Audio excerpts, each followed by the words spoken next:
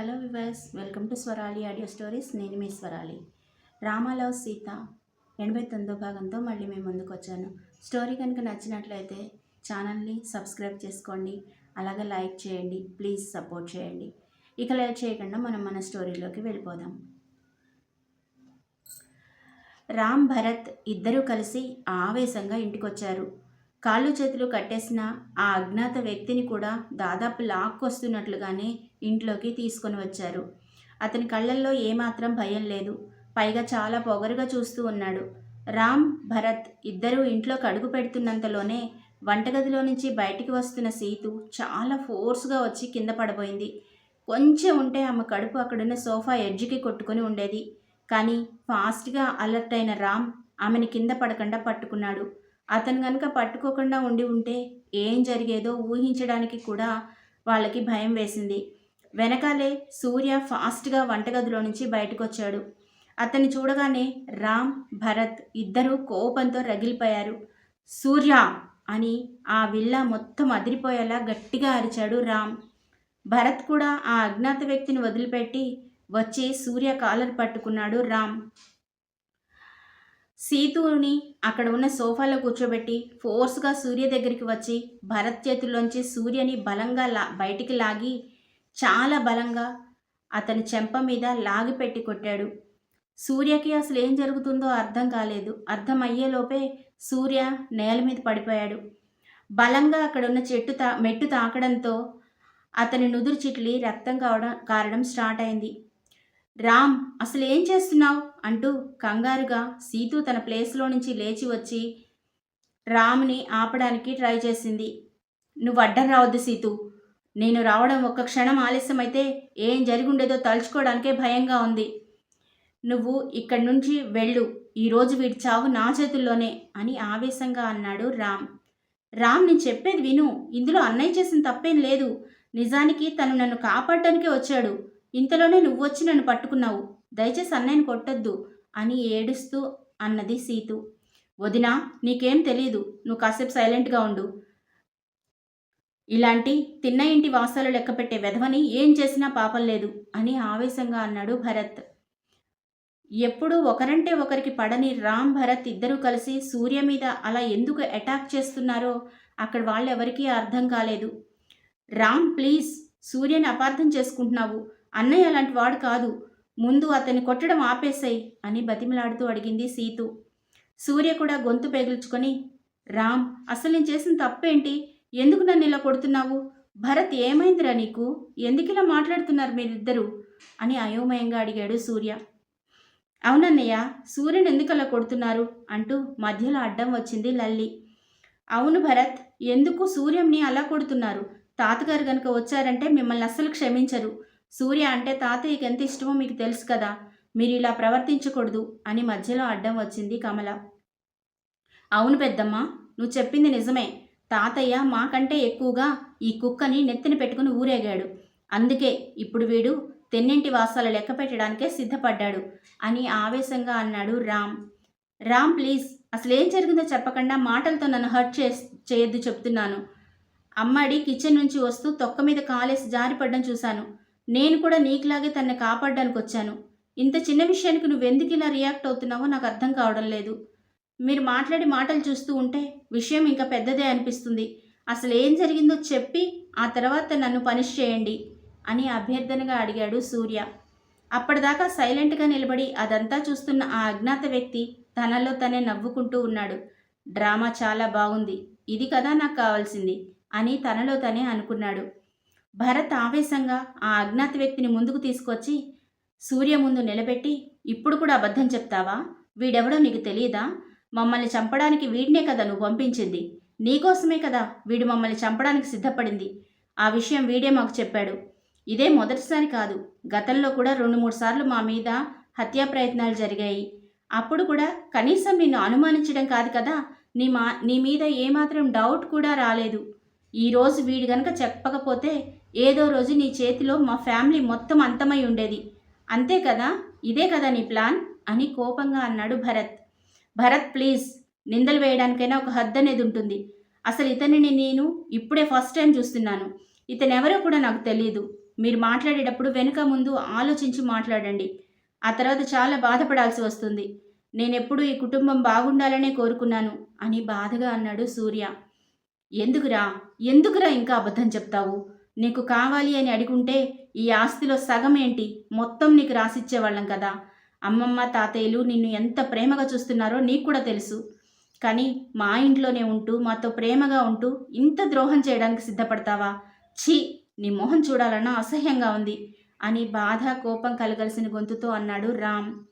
అక్కడ జరిగేది, వాళ్ళు మాట్లాడుతున్నది అక్కడ ఉన్న వాళ్ళు ఎవరికీ అర్థం కాలేదు. రామ్, ఏంటి మీరు చెప్పేది? మిమ్మల్ని చంపడానికి ప్రయత్నం చేశారా? అంటే ఆ రోజు మనిద్దరినీ కూడా అటాక్ చేసిన రౌడీలు అని అంతకు మించి మాట్లాడలేక సగంలోనే ఆగిపోయింది సీతు. మానస కూడా భయంగా భరత్ దగ్గరికి వచ్చి, అంటే ఆ రోజు నన్ను కిడ్నాప్ చేసింది, నీకు ఫుడ్ పాయిజన్ ఇచ్చింది, ఇవన్నీ మిమ్మల్ని చంపడానికి జరిగిన అటాక్సా అని భయంగా భరత్ని పట్టుకుంది మానస. సీతు నెమ్మదిగా సూర్య దగ్గరికి వెళ్ళి, ఏంటన్నయ్య ఇదంతా అంటూ అమాయకంగా అడిగింది. అమ్మాడి, నువ్విదంతా నమ్ముతున్నావా? మీ మీద హత్యా ప్రయత్నం జరగడానికి, ఇప్పుడు నువ్వు కింద పడ్డానికి అన్నిటికీ నేనే కారణమని నువ్వు నమ్ముతున్నావా అని సూటిగా సీతు కళ్ళల్లోకి చూస్తూ అడిగాడు సూర్య. అన్నయ్య, నా నమ్మకంతో ఇప్పుడు ఎవరికీ పని లేదు, నిజమే కావాలి. ఒకరోజు నీ పరిస్థితుల్లో ఈ ఇంట్లో ఇదే స్థానంలో నేనున్నాను. ఎవ్వరూ నన్ను నమ్మలేదు, నువ్వు మాత్రమే నమ్మావు. ఆ నమ్మకంతో అడుగుతున్నాను, నాకు నిజం చెప్పన్నయ్య అని బతిమలాడుతున్నట్లుగా అడిగింది సీతు. వాడితో ఇంకా మాటలేంటి సీతు? వాడు మనల్ని చంపడానికి ఇన్ని రోజులు కాచుకొని కూర్చున్నాడు. ఇప్పుడు వాడికి అవకాశం దొరికింది అని ఆవేశంగా అన్నాడు భరత్. అన్నాడు రామ్. లేదు లేదు, నాకు అసలు అతను ఎవరో కూడా తెలియదు అని సూర్య అంటూ ఉన్నంతలోనే నాకు తెలుసు అని అంటూ అక్కడ గంభీరంగా వినిపించింది ఒక వాయిస్. అందరూ ఆ వాయిస్ వినిపించిన వైపు తిరిగి చూశారు. అక్కడ తాతయ్య ఎంట్రన్స్లో గంభీరంగా నిలబడి ఉన్నాడు. తాతయ్య అంటూ రామ్, భరత్ ఇద్దరూ తాతయ్య దగ్గరికి వెళ్ళి నిలబడ్డారు. చూసావా తాతయ్య, నీ ముద్దుల మనవడు ఎంత పని చేశాడో? మా ఇద్దరికంటే కూడా వాడే ఎక్కువ అని చెబుతూ ఉంటావు కదా. ఈరోజు మనందరినీ చంపడానికి పెద్ద ప్లాన్ వేశాడు. నేను గనక ఒక్క క్షణం ఆలస్యంగా వచ్చి ఉంటే ఈరోజు ఏం జరిగి ఉండేదో ఊహించడానికి కూడా భయంగా ఉంది అని అన్నాడు రామ్. అవును తాతయ్య, ఈ కుక్కని ఇప్పుడే పోలీసులకు పట్టించాలి అని ఆవేశంగా అన్నాడు భరత్. స్టాప్ ఇట్, ఇక చాలా ఆపండి. సూర్యని ఇంకొక మాట అన్నా మిమ్మల్ని ఇద్దరిని క్షమించను. వాడు కావాలి అని అడిగితే ఈ ఆస్తి మొత్తం వాడి పేరు మీద రాసి ఇవ్వడానికి నేను ఎప్పుడో సిద్ధం. ఆ విషయం వాడికి కూడా తెలుసు. ఇలాంటి చెత్త పనులు చేయడానికి వాడికేం అవసరం లేదు. వాడిని ఇంకెవరైనా సరే ఇంకొక మాట అన్నా, వాడి ఒంటి మీద ఒక్క దెబ్బ పడ్డా నా మనవళ్ళు అని కూడా చూడను అని కోపంగా అన్నాడు తాతయ్య. తాతయ్య, కళ్ళ ముందు ఇన్ని సాక్ష్యాలు కనిపిస్తూ ఉంటే ఇంకా నువ్వు నమ్మడం లేదా అని బాధగా అన్నాడు రామ్. తాతయ్య వాళ్ళ మాటలు పట్టించుకోకుండా సూర్య దగ్గరికి వెళ్ళి కింద కూర్చొని సూర్య తలకి అంటిన బ్లడ్ని తన కండువాతో తుడుస్తూ ఉన్నాడు. సూర్య కళ్ళనీళ్ళు పెట్టుకుంటూ, తాతయ్య, నిజంగా అతను ఎవరో నాకు తెలియదు అని చెప్పాడు. నాకు తెలుసు నాన్న, నువ్వేంటో నాకు తెలుసు, అతనెవరో కూడా నాకు తెలుసు అని అన్నాడు తాతయ్య. తాతయ్య అన్న చివరి మాటలకు ఆ ఇంట్లో చిన్న గుండు సూది పడ్డా వినిపించేటంత నిశ్శబ్దం అలుముకుంది.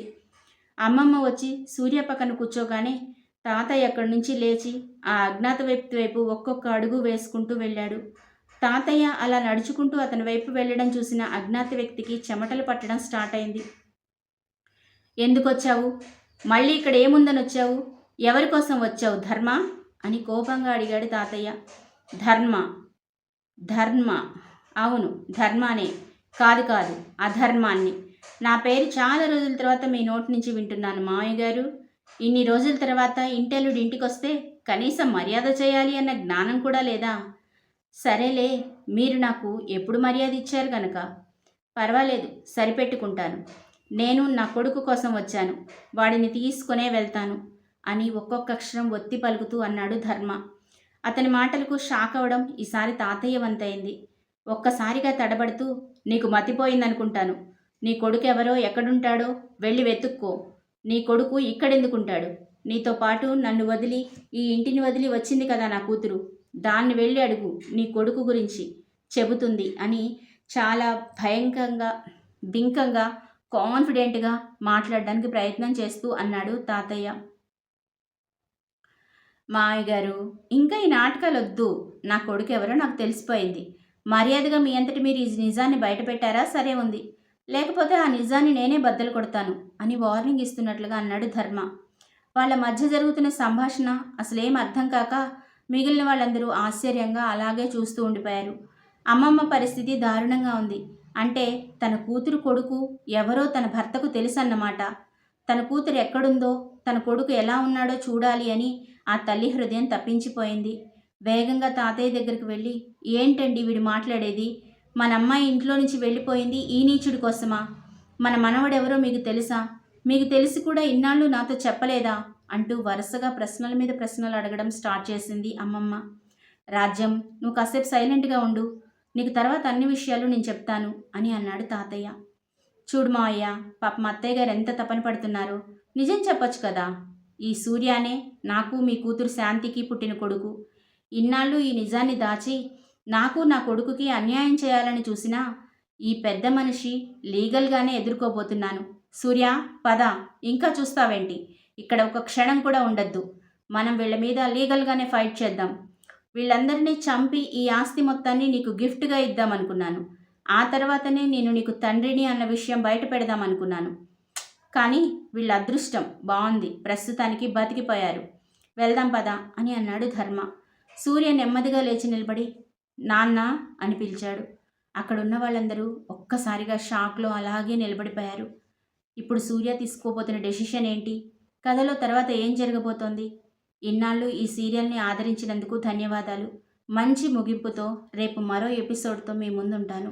ముగింపు కోసం ఎదురు చూస్తున్నారు కదా? చాలా పెద్ద అప్డేట్తో ముందుకొస్తాను. ఛానల్ని లైక్ చేసి సబ్స్క్రైబ్ చేసుకోవచ్చు కదా. అలాగే కామెంట్ ఇచ్చి హైప్ కూడా ఇవ్వండి ప్లీజ్.